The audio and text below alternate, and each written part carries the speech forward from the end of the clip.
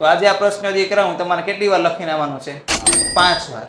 Doctor છે તમને prescription આપે, રેડી, ઓલું મશીનમાંથી ચેક કરાવવાનું, ઓલું ઘર દેખાય દૂર, ખબર છે ને, ઓલું ખેતીમાં દૂર ઘર દેખાય.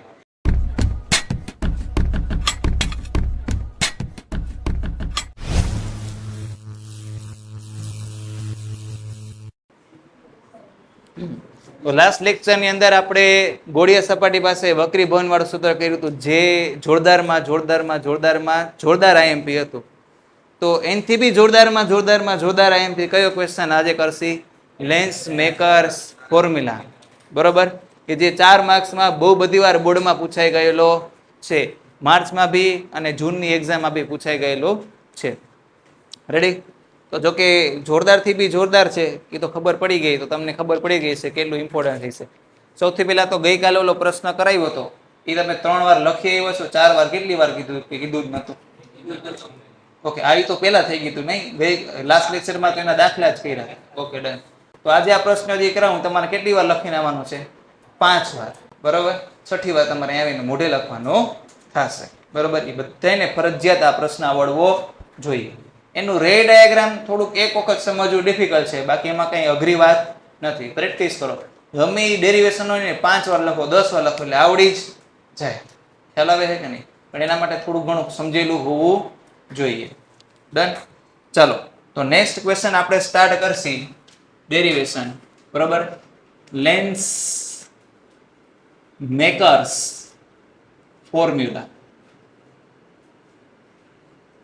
જેનાથી તમારે ડોક્ટર છે તમને પ્રિસ્ક્રિપ્શન આપે, રેડી, ઓલું મશીનમાંથી ચેક કરાવવાનું, ઓલું ઘર દેખાય દૂર, ખબર છે ને, ઓલું ખેતીમાં દૂર ઘર દેખાય, એનાથી એપ્રોક્સિમેટ નંબર છે એ ચેક કરે. પછી તમને ઓલું વીઆઈપી ચશ્મા પહેરાવે, બરોબર, ઓલું ABCD કખગન લખેલું હોય નાના મોટા અક્ષરોમાં. પછી એક ટ્રાયલ ને એરરની મેથડની મદદથી એક રાખે ને પછી જુએ કે હાલો કેમાં ક્લિયર દેખાય છે, પછી છેલ્લે તમારે પાવર છે એ ફાઇનલ કરી દે. ખ્યાલ આવ્યું? તે પાવર તમને પ્રિસ્ક્રિપ્શન લખી દે, લેફ્ટ આઈ અને રાઈટ આઈ. એમાં 2 પ્રકારના નંબર હોય. કેટલા પ્રકારના નંબર હોય? 2 પ્રકારના, એક સ્ફેરિકલ અને એક સિલિન્ડ્રિકલ હોય. સ્ફેરિકલ વાળામાં ખાલી પાવર જ હોય, લેન્સનો પાવર, એટલે સિલિન્ડ્રિકલ વાળામાં એક્સિસ પી હોય. શું હોય? એક્સિસ પી, બરોબર. જૂના સિલેબસમાં એક આંખની દ્રષ્ટિની ખામી, એવું તમારે 10મા ધોરણમાં આવતું ને, 10મું ચેપ્ટર કે 11મું ચેપ્ટર? 10મું ચેપ્ટર આવતું, એટલે એક ચેપ્ટર નીકળી ગયું છે, પહેલા 11 ચેપ્ટર હતું. તો એમાં એક ખામી એવી હોય કે આંખનો ડોળો મોટો નાનો થઈ ગયો હોય, એને કારણે શું થાય કે પ્રતિબિંબ છે ઓલું રેટિના ઉપર ન રચાય, ક્યાંક આગળ રચાય ક્યારેક પાછળ રચાય. પાછળ રચાય તેના માટે થોડુંક વધારે ફોકસ કરવું પડે. વધારે ફોકસ એટલે જલ્દી ફોકસ કરી લેવા માટે એ બધી આવશે, કયો લેન્સ યુઝ થાય, કયો લેન્સ યુઝ ન થાય, આપણે બધી ચર્ચા કરશે. ને બીજી પ્રકારની ખામી આવે એસ્ટિગ્મેટિઝમ, એવું કંઈક આવે. એટલે તમને કોઈ વસ્તુ છે ને એક સમતલમાં ન દેખાય, આડાવડા સમતલમાં દેખાય, સામેવાળી વસ્તુ એ તમને ફીલ ન થાય, પણ પ્રોપરલી તમને જોવા મજા ના આવે. તો એવા ટાઈપની જે ખામી હોય એ લોકોને સિલિન્ડ્રિકલ પ્રકારના નંબર આવે, કે જેમાં ડિગ્રીવાળા નંબર કીએ. કેટલા લોકોને ડિગ્રીવાળા નંબર છે? મારે છે ડિગ્રીવાળા નંબર, રેડી. ડિગ્રીવાળા એવો નહીં આમ આંખ થઈ જાય, એ ઇન્ટરનલી કાંઈક હશે, બરોબર, ખામી. એની ખામીનું કાંઈક રીઝન છે, મને ભૂલાઈ ગયું. કંઈક આંખની વક્રતામાં કંઈક ફેરફાર થઈ ગયો હોય. આંખનો જે ડોળો હોય ને, એક્ઝેક્ટલી ગોળિયાની જગ્યાએ થોડીક એની વક્રતા ચેન્જ થઈ ગઈ હોય. એટલા માટે શું થાય કે ભાઈ એક જ સમતલમાં વસ્તુ છે ને થોડીક તમને એક સમતલમાં ન દેખાય, આડાવડા સમતલમાં દેખાય. ખ્યાલ આવ્યું? એકદમ માન લો કે સ્ટ્રેટ જારી હોય ને, તમને સ્ટ્રેટ જારી ન દેખાય, એ તમને આ લુગડા કંઈક જારીવાળું કપડું હોય ને આગળ પાછળ થયેલું એવું તમને દેખાય, રેડી. એ આંખની ખામીનો પ્રકાર કહેવાય એસ્ટિગ્મેટિઝમ, બરોબર. એવા લોકોને સિલિન્ડ્રિકલ ટાઈપના નંબર આવે, રેડી. એમાં પછી ભાવમાં કંઈ ફેર ન પડે કે ભાઈ સિલિન્ડ્રિકલ વાળા છે તો એના લેન્સના ભાવ વધારે ઓછા, સેમ જ લે, જાજો ફેર પડે નહીં. હવે ડિગ્રી કેમ સેટ કરે ને, હજી આપણને 11th લેવલ આવતું નથી. એ કોને આવતું હોય છે કે જે લોકો ઓપ્ટિક્સમાં MSc કે BSc કે એન્જિનિયરિંગ કરે એ લોકોને આવતું હોય છે, આપણને આવતું નથી. આપણે ખાલી શું આવે છે? સિમ્પલ પાવર વાળું જ આવે છે, કે ભાઈ પ્લસમાં પાવર કે માઇનસમાં પાવર. એ બધું આપણે ભણશી, હજી બાકી છે. પહેલા આ ફોર્મ્યુલા બનશે, રેડી, પછી લેન્સ જાણશે, એના ઉપરથી આપણને ખબર પડશે. ચાલો, ખબર પડી? ટૂંકમાં ચશ્મા બનાવવા માટે તમારે આ ફોર્મ્યુલા એકદમ ઇમ્પોર્ટન્ટ છે. ઓકે, હાલો આ બાજુ ધ્યાન આપો. સૌથી પહેલા તો આપણે વ્યાખ્યાયિત કરશી કે લેન્સ કોને કહેવાય. શું લેન્સ? લેન્સ એટલે કાંઈ નથી, બે એવી સપાટી લેવાની કે જેમાંથી એક મિનિમમ ગોળીઓ હોવી જોઈએ. કેવી હોવી જોઈએ? ગોળીઓ. રેડી? એવી બે સપાટી કે જેને કારણે અંદરનું માધ્યમ છે એ બહારના માધ્યમથી કાંઈ જુદું પડતું હોય. શું? અંદરના માધ્યમ છે, અંદરનું માધ્યમ એનું કાંઈક વક્રી ગુણાંક અલગ હશે. બહારના માધ્યમથી જુદું પાડવા માટે તમે બે સપાટીનો ઉપયોગ કરો. બેમાંથી એક પણ તમારે ગોળીય સપાટી હોય તો જે સંરચના બને એને શું કહેવાય? લેન્સ. ચલો ખબર પડી. એની વ્યાખ્યા લખતો નથી. બરોબર, કહી દીધી, યાદ રહી ગયા છે. જ્યારે એક માધ્યમને બે સપાટી દ્વારા છૂટું માધ્યમથી બે સપાટી દ્વારા છૂટું પાડવામાં આવે અને બે સપાટીમાંથી ગમે એક સપાટી, ન્યૂનતમ એક સપાટી કેવી હોય? ગોળીય. તો જે સંરચના બને એને શું કહેવાય? લેન્સ કહે છે. તો આપણે અહીંયા જે ડેરિવેશન કરશે પાતળા લેન્સ માટે કરશે. કેના માટે? પાતળા લેન્સ માટે. હાલો આપણે દ્વિબહિર્ગોળ લેન્સ ડ્રો કરીએ છીએ. કેવું બહિર્ગોળ? દ્વિબહિર્ગોળ. એટલે બે બાજુથી કેવું હશે? બહિર્ગોળ હશે. રેડી? આવો.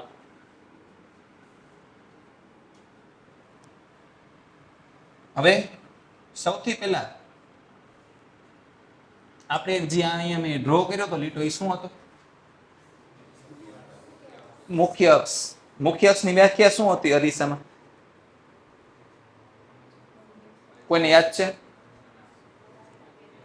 હેન્ડ રેસ કરો, હેન્ડ રેસ કરો. મુખ્ય અક્ષની વ્યાખ્યા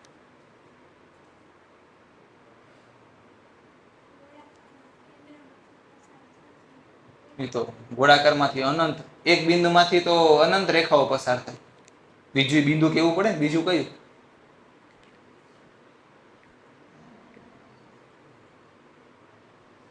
કશ્યપ. અને બીજું?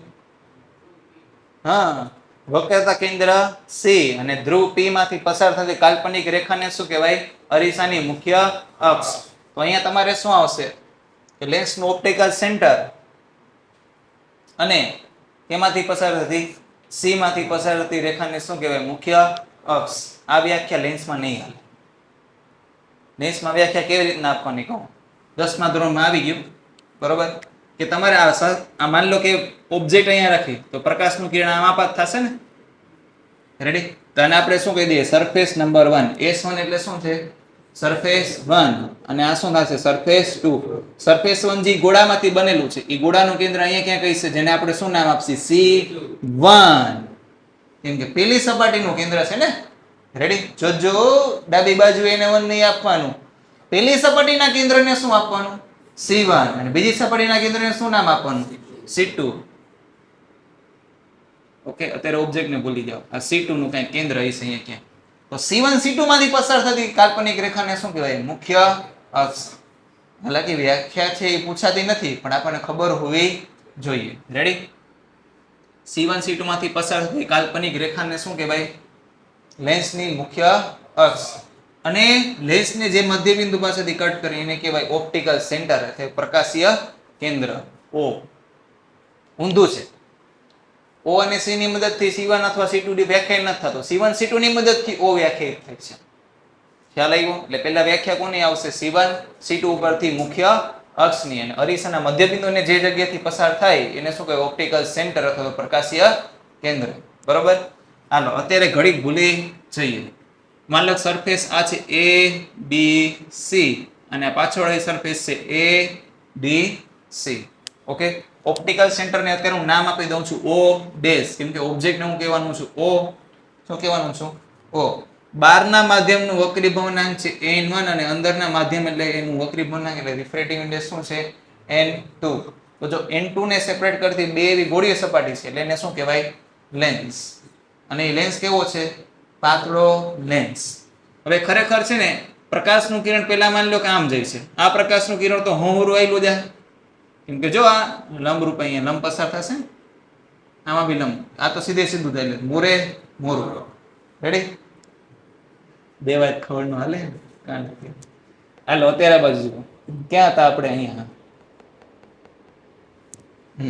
અહીંયા બી વક્રી ભવન થશે ને અહીંયા બી વક્રી ભવન થશે અને ફાઇનલ ઇમેજ બનશે. તો ખરેખર શું થશે કે આપણે ઓલું શું હતું, પેલા એક જ સપાટી હતી, પછી ગોળો રાખ્યો, બરોબર. 20 માંથી પછી માંગ્યું તો કેટલું મળી ગયું? 120. અને હજી માંગ્યું તો વધારે લાલચ ન રખાય, શું થઈ ગયું અત્યારે? 0. ઓલમોસ્ટ ટેન્સ ટુ 0 છે ને બંને સપાટી વચ્ચેનું. હવે કાંઈ એટલું બધું અંતર નથી, કેમ કે લેન્સ આપણે કેવો લીધો છે? પાતળો લેન્સ. એટલે બે સરફેસ ઓલમોસ્ટ ચીપકેલી જ હશે. એ બે વચ્ચે મિલીમીટર્સમાં જ ગેપ હશે. રેડી? એટલે બહુ ઓછો ગેપ કહેવાય, 0 જેવું. રેડી? તો આપણે સોલ્વ તો એ જ રીતે કરવાનું છે. કઈ રીતે? કે પેલી સપાટી દ્વારા જે પ્રતિબિંબ બનશે એ બીજી સપાટી માટે શું બનશે? વસ્તુ તરીકે બનશે. રેડી? પ્રકાશનું કિરણ આપણે આમ ડ્રો કરતા હતા, પછી માની લો સપાટી આમ આવતી આમ થઈને વળી પાછું સીધું થઈ ગયું હતું, આપણે કર્યું હતું ન્યુમેરિકલ. બસ એ જ રીતે આપણે કરવાનું છે, બીજું કાંઈ આમાં અલગ નથી. ફેર શું છે? ઓમાં આંકડા હતા અને આમાં વેરિયેબલ્સ આવશે, એટલો જ ફેર છે. મેથડ એ જ છે. રેડી? તો ખરેખર અહીંયા આપણે રિયાલિટીમાં અહીંયા બી વક્ર વહન કરીને, અહીંયા બી વક્ર વહન કરીને અહીંયા આપણે ડ્રો કરવાનું થાય, પણ આપણે સીધું ડ્રો કરી નાખજો. અત્યારે ફાઇનલ ઇમેજ બનશે. રેડી? અને ફાઇનલ ઇમેજ આ અહીંયા બને છે, બંને દ્વારા વક્રીભવન થઈ ને. રેડી? તો આ બી થી ઓ નું અંતર અથવા ઓ ડેશ થી એનાથી ઓ ડેશ થી આનું અંતર આપણે યુ કહીએ અને ઓ ડેશ થી આનું અંતર આપણે બી કહી દઈએ, પણ છેલ્લે કામ આવશે. ચાલો, ખ્યાલ આવે છે? તો આપણે સૌથી પહેલા કામ સુંદર રે ડાયાગ્રામ, રે ડાયાગ્રામ. પછી એવું શું આવશે? એનું સુંદર વર્ણન. જેટલું બી મેં કીધું એ લખી નાખવાનું. શું લખવાનું? કે આકૃતિમાં દર્શાવ્યા મુજબ. કેમાં દર્શાવ્યા મુજબ? આકૃતિમાં દર્શાવ્યા મુજબ એક પાતળો લેન્સ લીધો છે. શું લીધેલું છે? પાતળો લેન્સ. બરોબર? જેની બે સપાટી છે, એ બી સી અને એ બી ડી. બરોબર? જે બંને સપાટીઓ બહારના માધ્યમનું કે જેનું વક્રીભવનાંક n1 છે એને છૂટું પાડે છે, અંદરના માધ્યમને કે જેનું વક્રીભવનાંક શું છે? n2. બરોબર?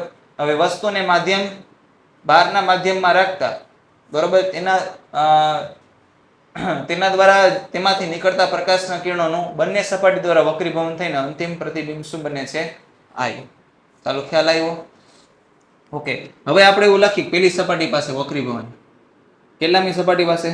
પ્રથમ સપાટી પાસે કેવું ભવન? વક્રીભવન. Refraction at first surface. First surface એટલે કઈ? A B C. તો આપણે આમ જ ડ્રો કરીએ. માની લો બીજી સપાટી છે જ નહીં, તો હવરું કેટલું માધ્યમ આવ્યું જશે? n2. અહીંયા આપણે શું મૂકી દીધું? ઓબ્જેક્ટ. અહીંયા શું છે? n1. આ જે ગોળા, આ કેટલામી સરફેસ છે? પેલી છે કે બીજી? પેલી, સરફેસ નંબર 1. તેનો અહીંયા સેન્ટર ઓફ કર્વેચર જે આવશે, અહીંયા કોણ આવશે? C1. ચાલો, ખ્યાલ આવ્યો? હવે પ્રકાશનું કિરણ આપણે ડ્રો કરીએ. જો પછી આપણે આપાત કિરણ છે ને, આપાત કિરણ દિશાને કેવું લેશે? પોઝિટિવ. અને આપાત બિંદુ અને સી માંથી પસાર થતી કાલ્પનિક રેખા ને શું કહેવાય? લંબ. તો પ્રકાશનું કિરણ આપણે એવું એઝ્યુમ કર્યું છે કે n2 છે એ કેવું છે? n1 કરતા વધારે છે. તો પાતળામાંથી ઘટમાં જાય છે, તો જાતું તું આમને વળી જશે લંબ તરફ. તો જે આપણે કન્વેન્શનલ ડાયાગ્રામ હતો એ પાછો આવશે. ખ્યાલ આવ્યો કે નહીં? જે ઓલા ડેરિવેશનમાં યુઝ કર્યો તો એ જ ડાયાગ્રામ આવશે. I1. ઓકે? ને બધાય આ સરફેસ કઈ છે? આ સરફેસ આ વાળી એ બી અને સી છે. એ બી અને સી. તો આના માટે આપણે ઓલું સૂત્ર લગાડી. કયું સૂત્ર લગાડી? ગોળીય સપાટી પાસે વક્રીભવન. રેડી? તો સૌથી પહેલા શું લખશે આપણે? ખાલી સૂત્ર સાથે જ બોલો. શું આવશે? -n1 by u plus n2 by v is equals to n2 minus n1 by r. હવે આપણે આની અંદર મૂકશે કિંમત. n1 ની જગ્યાએ n1 જ આવશે અને n2 ની જગ્યાએ n2 જ આવશે. એમાં કઈ ફેર પડશે નહીં. -n1 એમને. u ને આપણે શું લખશે? ચાલો, કોણ કહેશે? કોઈ દી ઓ થી ન બોલતા ભાઈ, હંમેશા મધ્ય બિંદુએથી જ બોલવાનું. હાલો, n ડેશ કરો. u ની વેલ્યુ આપણે શું મૂકશે? બિંદુથી બિંદુનું અંતર લેવાનું છે. કયા બિંદુથી કયા બિંદુનું અંતર? સંજ્ઞા સાથે.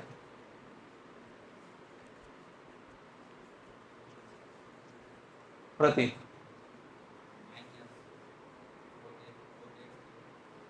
હા, -o ડેશ થી o, અથવા તો આના માટે જ આપણે કહીએ તો શું આવશે? -b ડેશ થી o, સોરી, -b થી o, અથવા શું લખશે? BO. રેડી? ચાલો ખબર પડી ગઈ ને બધાને? આપાતક્રમ દિશા જમણી બાજુ છે. B થી O તમે જાશો તો કઈ બાજુ જાય છે? ડાબી બાજુ. તો ડાબી બાજુના અંતરને આપણે કેવું લેશું? માઈનસ પ્લસ n2m ને. ઓકે રાધિકા, v ની જગ્યાએ શું આવશે? v ની જગ્યાએ પ્રતિબિંબ અંતર કહેવાય ને v. આમાં પ્રતિબિંબ કોણ છે આમાં? I1 બરોબર છે. તો ક્યાંથી અંતર માપવાનું હોય? હા, બધા અંતર ક્યાંથી માપવાનું? B થી. B થી I1 જમણી બાજુ છે કે ડાબી બાજુ? એરો B થી I1 નો જમણી બાજુ. તો એને પોઝિટિવ લેવાનું કે નેગેટિવ?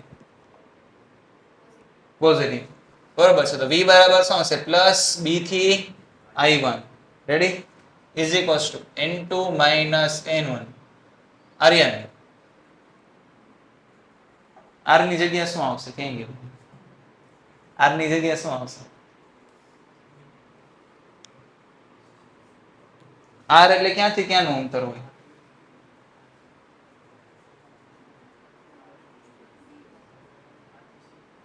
હા, ક્યાંથી c? આનાથી b થી c1 ને. તો પ્લસ b થી c1 કે માઇનસ b થી c1? પ્લસ. આ વક્રતા કેન્દ્ર ક્યાંથી ક્યાં હોય? તો કે આ b થી c1 સુધી. તો શું આવશે? પ્લસ r ને. પ્રથમ સપાટીને આપણે શું કહેશે? એની વક્રતા ત્રિજ્યા છે r1. તો શું હશે? પ્લસ r1 નહીં લખે, r1 સાવ છેલ્લે લખશે. અત્યારે શું લખશે? bc1. ચલો આટલી ખબર પડી ગઈ? ક્લિયર. હવે આને માઇનસ માઇનસ શું કરી નાખીએ? પ્લસ. આને કહી દઈએ સમી કપૂર નંબર 1. હવે આપણે શું કરશું? બીજી સપાટી પાસે વક્રીભવન, refraction at second surface.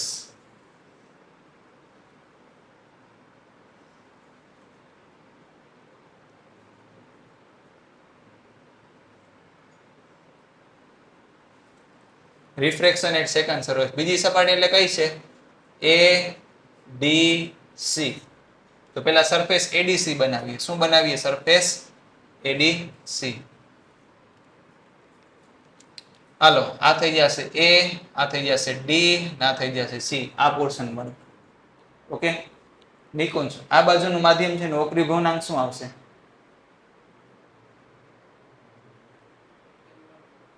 ADC ની ડાબી બાજુ N2. આવી રહ્યું જો ADC છે એની ડાબી બાજુ કયું માધ્યમ છે? N2. N2 છે ને, જો અંદરવાળું માધ્યમ છે. આ તો આપણે શું કરીએ છીએ? એનાલિસિસ કરીએ છીએ. એટલે આને પાછળના ભાગને આપણે શું કરી દીધું? એક્સટેન્ડ. એવું માનીએ છીએ કે પ્રકાશનું કિરણ જો આમાં આ N1 માંથી આવ્યું ને, કેમાં ગયું? N2 માંથી. આ જ પ્રકાશનું કિરણ કન્ટિન્યુ થઈને અહીંયા આવશે. તો ખરેખર આ વાળું આ માધ્યમ કયું કહેવાય? N2 જ કહેવાય ને. રેડી? અને બાર વાળું માધ્યમ શું આવશે? N1. રેડી? ખ્યાલ આવે છે? તો આમાંથી જે પ્રકાશનું કિરણ અહીંયા મળવા જાતું તું એ પહેલા જ શું આવી જશે? Surface ADC. ખ્યાલ આવે છે કે નહીં? તો ખરેખર આપણે આટલું જ ડ્રો કરી શકશું. ખ્યાલ આવે છે કે નહીં? જેટલું આ છે એટલું જ આ છે. બીલું કલર જેટલું આ માન લો કે અહીંથી આમ ADC છે, જેટલું આ એટલું જ આ વાળું પ્રકાશનું. ખ્યાલ આવ્યું? તો પ્રકાશનું કિરણ છે ક્યાં મળવા જાતું હતું? I1 પાસે. પણ હવે ક્યાં મળશે? I પાસે. પણ I એની પહેલા આવશે કે પાછળ આવશે? આપણે પહેલા જોવું જોશે. તો પ્રકાશનું કિરણ ક્યાંથી ક્યાં જાય છે? ઘટમાંથી પાતળામાં. તો લંબ તરફ વળશે કે લંબથી દૂર? તો પેલા લંબ તો ડ્રો કરવો પડશે ને. લંબ ડ્રો કરવા માટે પહેલા શું ડ્રો કરવું પડશે? C. C ડ્રો કરવા માટે પહેલા શું ડ્રો કરવું પડશે? ગોળો. રેડી? તો આ સરફેસ નંબર 2 છે ને, કે જેમાંથી પ્રકાશનું કિરણ બહાર નીકળે છે. તો સરફેસ 2 આ સ્ફિયર માંથી બનેલું છે. તો સ્ફિયર નું સેન્ટર શું આવશે? C2. તો C2 અને આપાત બિંદુ ઉપર માંથી પસાર થતી કાલ્પનિક રેખા કોણ હશે? લંબ હશે. મુખ્ય અક્ષની. હવે આમાં ક્યાંથી ક્યાં જશે? લંબથી દૂર. લંબ ક્યાં છે ભાઈ? ઉપર. પણ ઉપર નહીં જાય તો ક્યાં જશે? નીચે. નીચે એટલે થોડું વહેલા મળી જશે. તો આ પ્રકાશનું કિરણ આ તો હોહરું આવતું જ તું. આ બેનું ભરત મિલન ક્યાં થઈ જશે? અહીંયા I પાસે. તો બીજી સપાટી માટે ધરમ વસ્તુ કોણ હશે? વસ્તુ, ઓબ્જેક્ટ.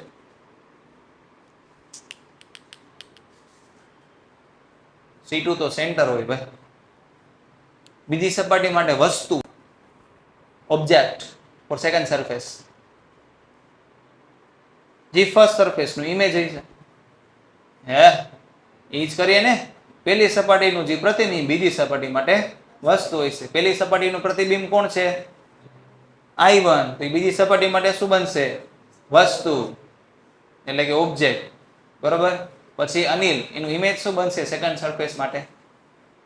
I. શું બનશે? I. તો પેલા આપણે સૂત્ર શું લખશે? આપણે સૂત્ર, ચાલો સૂત્ર બોલજી પૃથ્વી. શું? હા એ ઉપરનું જોતો નહીં, મોઢે બોલે.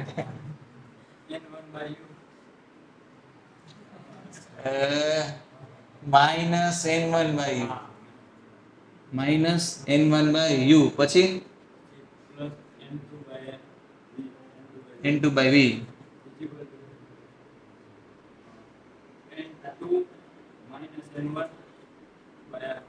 Very good.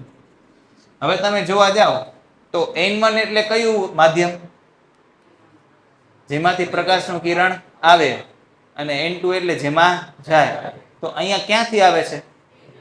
n2 માંથી. ને કેમાં જાય છે? Very good. તો n2 ની જગ્યાએ n1 આવી જશે ને n1 ની જગ્યાએ n2 આવી જશે. બરોબર. તો માઇનસ, હવે કિંમત મૂકી છે minus n2 by u plus n1 by v is equals to n2 minus n1 by r. હવે 0 થઈ જાય. ખબર પડી કે નહીં? પછી એ નોંધ લખતો નથી. પછી ક્યારેક માની લો કે આવું ઊંધું લખ્યું અને માથા ઉપર ખંજોરવાનું થાય કે આવું શું કામ થયું, તો થોડુંક યાદ કરી લેજો કે સાહેબે કીધું માથા ઉપર ખંજોરવાનું. રેડી? કેમ કે આમાં n1 અને n2 બદલાઈ જાય છે. જે માધ્યમમાંથી પ્રકાશનું કિરણ આવે છે એ માધ્યમનો વક્રી પૂર્ણાંક કોણ છે? n2. એના કરતા આપણે આવું જ લખી નાખીએ. હું n આવે, n જાય, n જાય માઇનસ n આવે. આપણું થોડુંક યાદ આવી જાય. આવી જાય એટલે કોની વાત થાય? પ્રકાશના કિરણની. હાલો આમાં u એટલે કે ઓબ્જેક્ટ તરીકે કોણ વધશે? I1. I1 એટલે તમારે ક્યાંથી ક્યાંનું અંતર થશે? D થી I1. તેના માટે પ્રકાશના કિરણની દિશા કઈ છે? આપાત પ્રકાશના કિરણની જમણી બાજુ કે ડાબી બાજુ? આવી જો આ છે આપાત કિરણનો દિશા. તો D થી I1 બી તમે જમણી બાજુ જ માપો છો. તો same to same direction plus કે માઇનસ? હા. તો અહીંયા ઓબ્જેક્ટ ડિસ્ટન્સ u છે કેવું આવે છે? પોઝિટિવ. di1.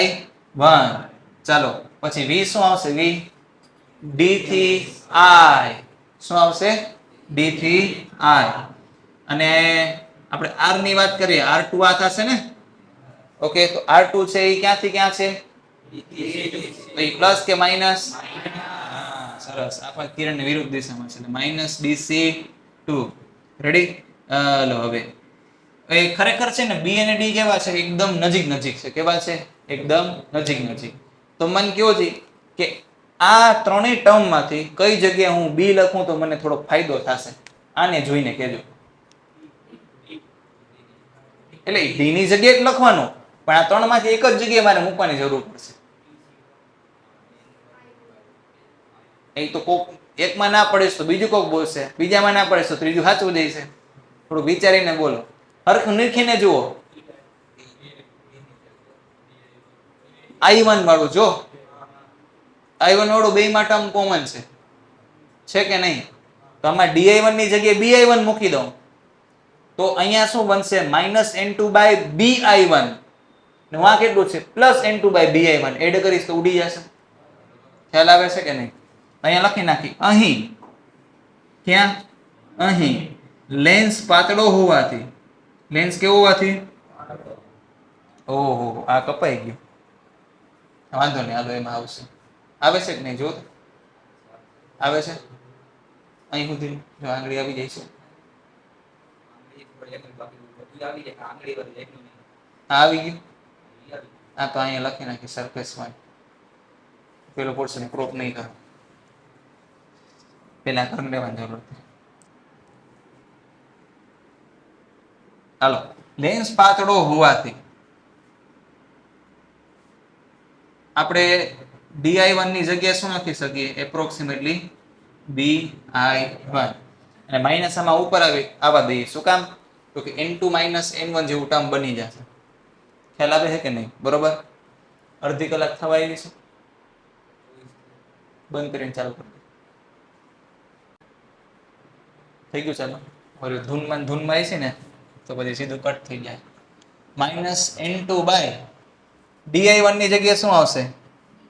di1 પ્લસ કઈ ગયું n1 by di is equals to આને માઇનસ ઉપર આવી દઈએ એટલે n2 minus n1 by dc2. Okay, આને કહી દે ઇક્વેશન નંબર 1, આને કહી દે ઇક્વેશન નંબર 2. શું કરીએ? ઇક્વેશન 1 પ્લસ 2 એડ કરી દઈએ. કોને કોને એડ કરી દઈએ? 1 અને 2. Equation number 1 plus equation number 2.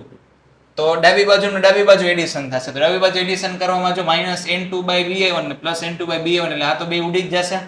અહીંયા શું લખવાનું થશે? n1 by do plus n1 by di ને પછી આ બેને એડ કરીને આ બેને જમણી બાજુ વાળા તેમાંથી અંશ કોમન આવી જશે ને.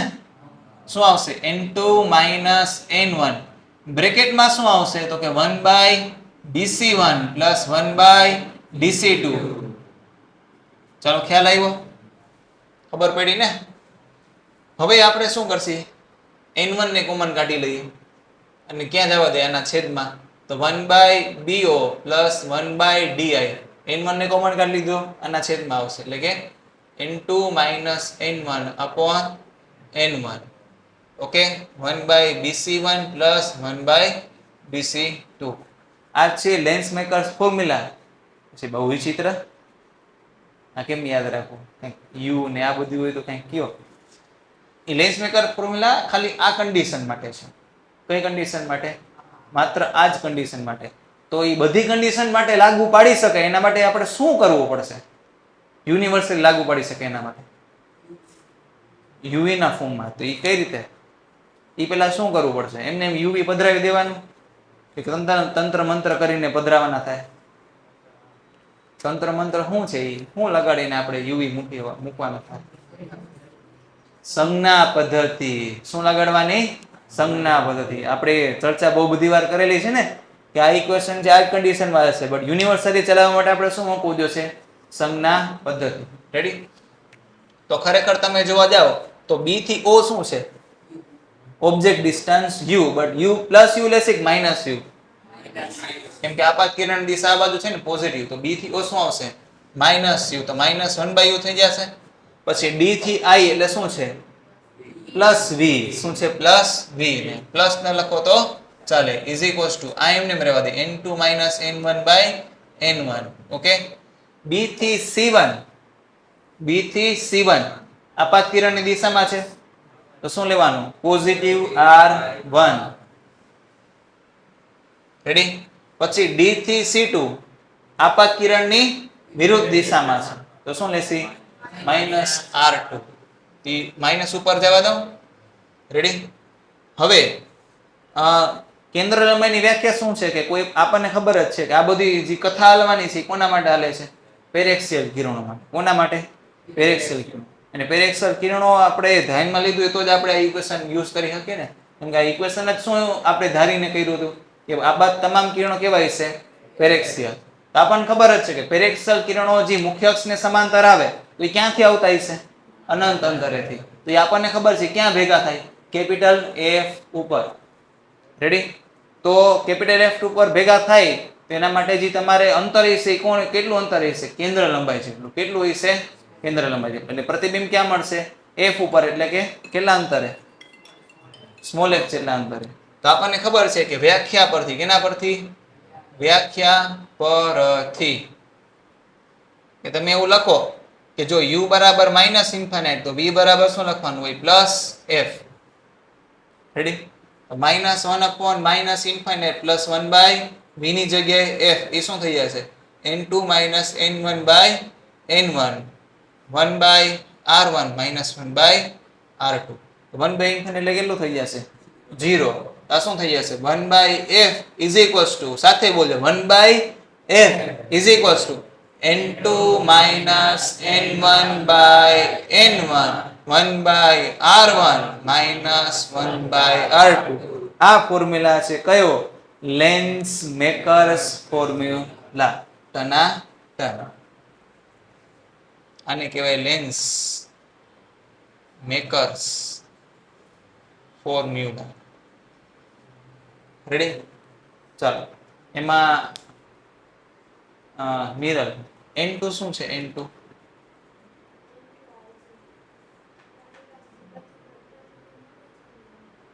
એનું N2 એટલે કોનું વક્રીભવનાંક છે? લેન્સના દ્રવ્યનું વક્રીભવનાંક. N1 કોનું વક્રીભવનાંક છે? નંદન માધ્યમનું. માધ્યમને ઇંગ્લિશમાં કહેવાય એન્વાયરમેન્ટ અથવા સરાઉન્ડિંગ. શું કહેવાય? સરાઉન્ડિંગ. લેન્સને શું કહેવાય?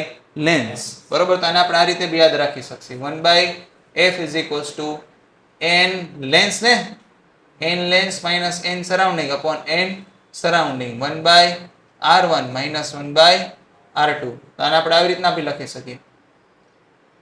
આને બે ના છેદમાં જવા દઉં તો અહીં nl/ns આવશે અને અહીંયા શું આવી જશે? 1.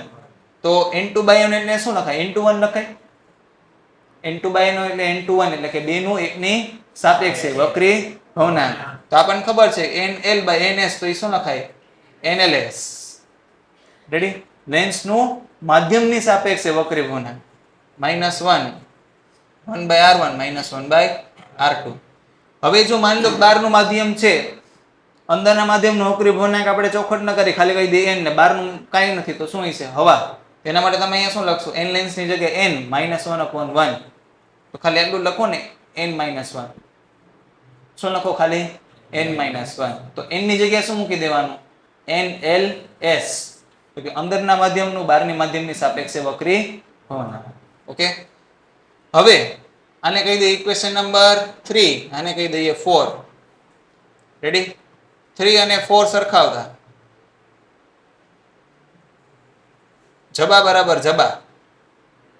જબા એટલે જમણી બાજુ. જમણી બાજુ બરાબર જમણી બાજુ સરખાવતા ડાબી બાજુ બરાબર ડાબી બાજુ આવશે. આ તો સરખું જ છે ને, જુઓ સેમ ટુ સેમ. તો એને શું લખી શકાય? માઇનસ સાથે બોલ્યો -1/u plus 1/v is equals two 1/f. એટલે આ શું આવ્યું? લેન્સનું સમીકરણ અથવા લેન્સનું સૂત્ર. એક તીર से दो निशाने. લેન્સ મેકર્સ ફોર્મ્યુલા બી ડિરાઈવ કરી લીધું ને લેન્સની ફોર્મ્યુલા બી ડિરાઈવ કરી લીધું. બરોબર. ક્યારેક તમને અહીં સુધી પૂછશે અને ક્યારેક તમને અહીં સુધી બી પૂછશે. તેમાં કઈ જાજો ફેર નથી. 2-4 માર્ક્સમાં પૂછાઈ શકે. અહીં સુધી પૂછે તો એ એક્સ્ટ્રા કરીને આવો ને એના કોઈ માર્ક્સ કપાશે નહીં. ચાલો ખ્યાલ આવ્યો? ખબર પડી? ડન. લખી લો.